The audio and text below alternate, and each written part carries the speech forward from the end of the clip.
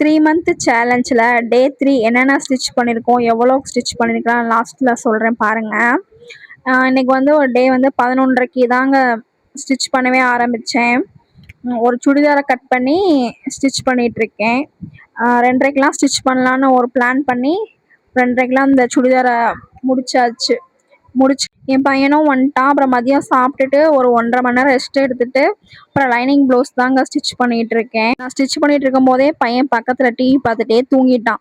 அப்புறம் அவனையும் தூங்க வச்சுட்டு மணி 5 மணி ஆச்சு. நானும் ஒரு ப்ளவுஸ் லைனிங் ப்ளவுஸ் முடிச்சுட்டு அவனை தூங்க வச்சுட்டு அப்புறம் ப்ளவுஸ் எல்லாம் கட் பண்ண ஆரம்பிச்சிட்டேன். ஒரு லைனிங் ப்ளவுஸு 3 நார்மல் ப்ளவுஸ் தான் கட் பண்ணுறேன்.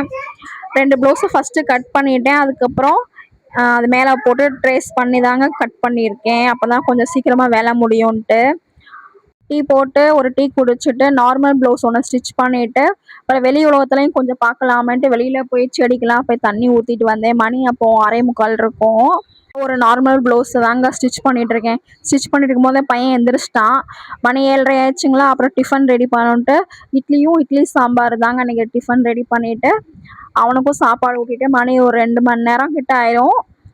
டின்னர் சாப்பிட்டு முடிச்சுட்டு ஹஸ்பண்ட் வந்து ஃப்ரெண்ட்ஸ் ஞாபகம் வந்துருச்சுன்னு நண்பன் படம் பார்த்துட்டு இருந்தார். அந்த கேப்பில் நான் ஒரு 2 ப்ளவுஸையும் முடிச்சிட்டேன். இன்றைக்கி வந்து 3 நார்மல் ப்ளவுஸு, 2 லைனிங் ப்ளவுஸு, ஒரு சுடிதார் ஸ்டிச் பண்ணியிருக்கேன். மணி 11:45 கிட்ட ஆயிடுச்சு. நீங்கள் டோட்டலாக ஸ்டிச் பண்ணது வந்து 1305 ரூபா ஸ்டிச் பண்ணியிருக்கோங்க.